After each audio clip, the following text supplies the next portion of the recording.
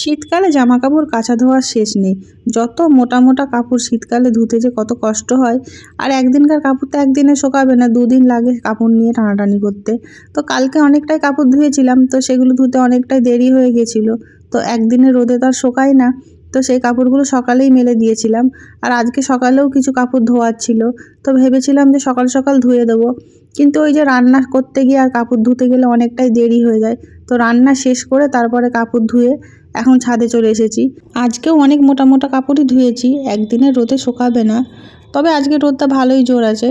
পাতলা পাতলা যে কাপড়গুলো আছে সেগুলো সব শুকিয়ে যাবে, আর মোটাগুলো কালকে আবার সকালে রোদে দিতে হবে। তো যাই হোক, দেখো আজকে অনেকটাই কাপড় ধুয়েছি, একটা গামলা আর দুটো বালতি। আর শীতের দিনে যেন জামা কাপড় একটু বেশিই হয়, আর বিছানার চাদরটা একটু বেশিই নোংরা হয়। আজকে বালিশের কভার, বিছানার চাদর সমস্তই ধুয়ে দিয়েছি। আর তার সাথে মেয়ের কিছু জামা কাপড় রয়েছে, হাজব্যান্ডের কিছু জামা কাপড় রয়েছে। আমার কিন্তু অত জামা কাপড় হয় না, প্রত্যেক দিনের কাপড়টা আমি প্রত্যেক দিন সার্ফ দিয়ে ধুয়ে দিই।